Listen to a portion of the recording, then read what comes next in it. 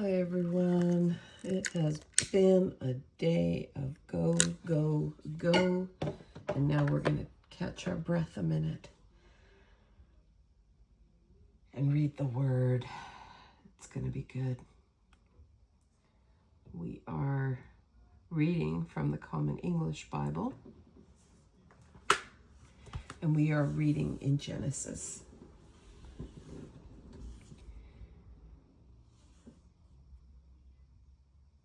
And when we left off last, Jacob's boys took justice into their own hands, and much to their father's chagrin. So we are going to start our reading, because we're going chronologically, right? Genesis 35, 36, and 37 today. God said to Jacob, "Get up, go to Bethel and live there. Build an altar there to the God who appeared to you when you ran away from your brother Esau." Jacob said to his household and to everyone who was with him, "Get rid of the foreign gods you have with you. Clean yourselves and change your clothes. Then let's rise and go up to Bethel so I can build an altar there to the God who answered me when I was in trouble and who has been with me wherever I've gone." So they gave Jacob all of the foreign gods they had, as well as the rings in their ears.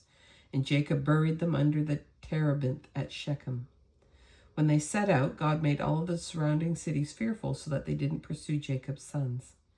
Jacob and all of the people with him arrived in Luz, also otherwise known as Bethel, in the land of Canaan, and he built an altar there and named the place El Bethel, because God had revealed himself to him there when he ran away from his brother. Rebekah's nurse, Deborah, died and was buried at Bethel under the oak, and Jacob named it Allon Bakuth. God appeared to Jacob again while he was on his way back from Paddan Aram and blessed him. God said to him, "Your name is Jacob, but your name will be Jacob no longer. No, your name will be Israel." And he named him Israel. And God said to him, "I am El Shaddai. Be fertile and multiply. A nation, even a large group of nations, will come from you. Kings will descend from your own children, and the land I gave to Abraham and to Isaac I give to you. And I will give the land to your descendants after you." Then God ascended, leaving him alone in the place where he spoke to him. So Jacob set up a sacred pillar, a stone pillar, at the place God spoke to him, and he poured an offering of wine on it, and then poured oil over it. Jacob named the place Bethel, where God spoke to him. They left Bethel, and when they were still some distance from Ephrath, Rachel went into hard labor. During her difficult labor, the midwife said to her, "Don't be afraid. You have another son." And as her life faded away, just before she died, she named him Ben-Oni, but his father named him Benjamin. Rachel died and was buried near the road to Ephrath, that is Bethlehem.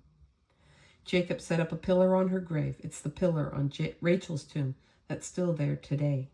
And Israel continued his trip and pitched his tent further on than near the Tower of Eder. While Israel stayed in that place, Reuben went and slept with Bilhah, his father's secondary wife, and Israel heard about it. A bad move, Reuben. Jacob had 12 sons. The sons of Leah were Reuben, Jacob's oldest son, and Simeon, Levi, Judah, Issachar, and Zebulun. The sons of Rachel were Joseph and Benjamin. The sons of Bilhah, Rachel's servant, were Dan and Naphtali. And the sons of Zilpah, Leah's servant, were Gad and Asher. These were Jacob's sons born to him in Paddan Aram. Jacob came to his father Isaac at Mamre, that is Kiriath Arba. This is Hebron, where Abraham and Isaac lived as immigrants. At the age of 180 years, Isaac took his last breath and died. He was buried with his ancestors after a long, satisfying life, and his sons Esau and Jacob buried him. These are the descendants of Esau, that is Edom. Esau married Canaanite women, Adah, the daughter of the Hittite Elon, Oholibamah, the daughter of Anah, son of the Hittite Zibeon, and Basemath, the daughter of Ishmael and sister of Nebaioth. Adah gave birth to Eliphaz for Esau, and Basemath gave birth to Reuel. And Oholibamah gave birth to Jush, Jalem, and Korah. These are Esau's sons born to him in the land of Canaan. Esau took his wives, his sons, his daughters, and everyone in his household and his livestock, all of his animals, and all of the property he had acquired in the land of Canaan. And he moved away from the land of Canaan and from his brother Jacob. They had so many possessions that they couldn't live together. The land where they lived as immigrants couldn't support all their livestock. So Esau, that is Edom, lived in the mountains of Seir. These are the descendants of Esau, the ancestor of Edom, which lies in the mountains of Seir. These are the names of Edom's sons: Eliphaz, son of Esau's wife Adah, and Reuel, son of Esau's wife Basemath. Eliphaz's sons were Timon, Omar, Zepho, Gatam, and Kenaz. Timnah was the secondary wife of Eliphaz, Esau's son, and she gave birth to Amalek for Eliphaz. These are the sons of Esau's wife Adah. These are Reuel's sons: Naath, Zerah, Shammah, and Mizah. These are the sons of Esau's wife Basemath. These are the sons of Esau's wife Aholibamah, the daughter of Anah, Zibeon's son, and she gave birth to Esau, Jush, Jalam, and Korah. These are the tribal chiefs from Esau's sons. The sons of Eliphaz, Esau's oldest son: Chief Timon, Chief Omar, Chief Zepho, Chief Kenaz, Chief Korah, Chief Gatam, and Chief Amalek. These are the tribal chiefs of Eliphaz in the land of Edom. They are Adah's sons. These are the sons of Reuel, Esau's son: Chief Naath, Chief Zerah, Chief Shammah, and Chief Mizah. These are the tribal chiefs of Reuel in the land of Edom. They are the sons of Esau's wife Basemath. These are the sons of Esau's wife Aholibamah: Chief Jush, Chief Jalam, and Chief Korah. They are the tribal chiefs of Esau's wife Aholibamah, the daughter of Anah.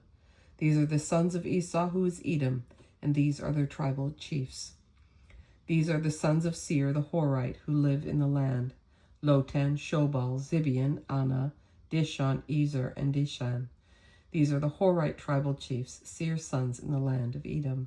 Lotan's sons are Hori and Heman, and Lotan's sister was Timnah. These are Shobal's sons: Alvan, Manahath, Ebal, Shepho, and Onam. These are Zibeon's sons: Aya and Anah. Anah is the one who found water in the desert while pasturing his father Zibeon's donkeys. These are Anah's children: Dishon and Anah's daughter Aholibamah. These are Dishon's sons: Hemdan, Eshban, Ithran, and Shiran. These are Ezer's sons: Bilhan, Zaphan, and Achan. These are Dishan's sons: Uz and Aran. These are the Horite tribal chiefs: Lotan, Shobal, Zibeon, Anah, Dishon, Ezer, and Dishan.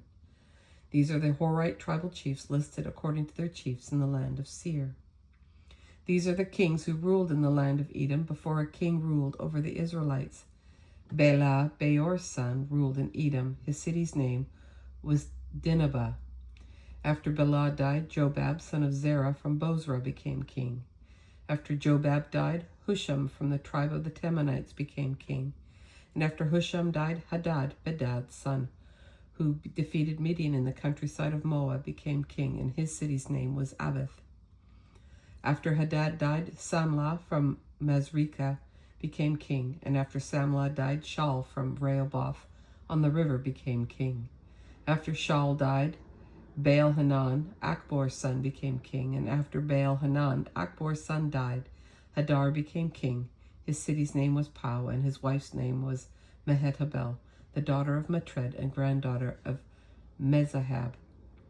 These are the names of Esau's tribal chiefs according to their families, their locations, and their names: Chief Timnah, Chief Alva, Chief Jethet, Chief Aholibamah, Chief Elah, Chief Pinon, Chief Kenaz, Chief Teman, Chief Mibzar, Chief Magdiel, and Chief Imran. These are Edom's tribal chiefs according to their settlements in the land they possessed. This is Esau, the ancestor of the Edomites. Jacob lived in the land of Canaan, where his father was an immigrant. This is the account of Jacob's descendants. Joseph was 17 years old and tended the flock with his brothers. And while he was helping the sons of Bilhah and Zilpah, his father's wives, Joseph told their father unflattering things about them. Now Israel loved Joseph more than any of his other sons because he was born when Jacob was old. Jacob had made for him a long robe. And when his brothers saw that their father loved him more than any of his brothers, they hated him and couldn't even talk nicely to him. Joseph had a dream and told it to his brothers, which made them hate him even more. He said to them, "Listen to this dream I had. When we were binding stalks of grain in the field, my stalk got up and stood upright, while your stalks gathered round and bowed down to my stalk." His brothers said to him, "Will you really be our king and rule over us?" So they hated him even more because of the dreams he told them. Then Joseph had another dream, and he described it to his brothers. "I just dreamed again, and this time the sun and moon and 11 stars were bowing down to me." When he described it to his father and brothers, his father scolded him and said, "What kind of dreams have you dreamed? Am I and your mother and your brothers supposed to come and bow down to the ground in front of you?" His brothers were jealous of him, but his father took careful note of the matter. Joseph's brothers went to tend their father's flocks near Shechem. Israel said to Joseph, "Aren't your brothers tending the sheep near Shechem? Come, I'll send you to them." And he said, "I'm ready." Jacob sent him, "Go, find out how your brothers are and how the flock is, and report back to me." So Jacob sent him from the Hebron valley. When he approached Shechem, a man found him wandering in a field and asked, "What are you looking for?" Joseph said, "I'm looking for my brothers. Tell me, where are they tending the sheep?" The man said, "They left here. I heard them say, 'Let's go to Dothan.'" So Joseph went after his brothers and found them in Dothan. They saw Joseph in the distance, and before he got close to them, they plotted to kill him. The brothers said to each other, "Here comes the big dreamer. Come on now, let's kill him and throw him into one of the cisterns, and we'll say a wild animal devoured him.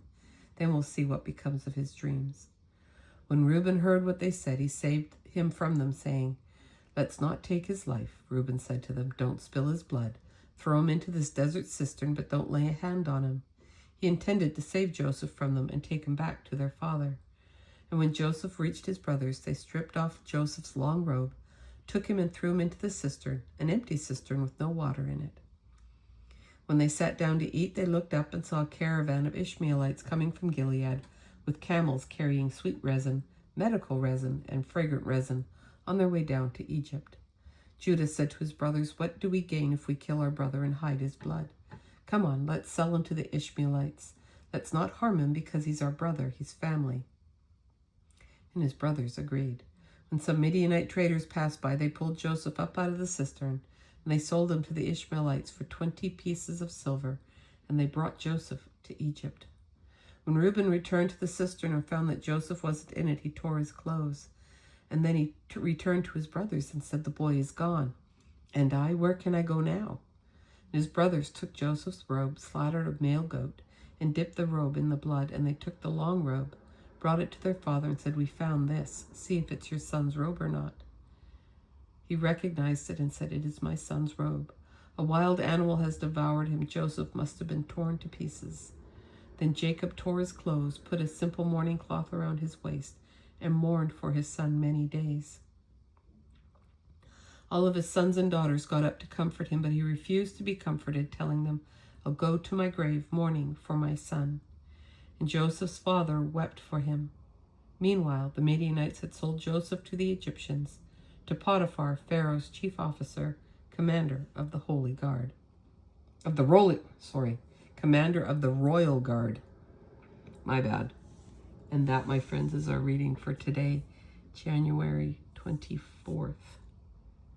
How are we almost at the end of January? That's crazy. Thanks for joining me. I'm glad you hung out with me for a brief moment in time.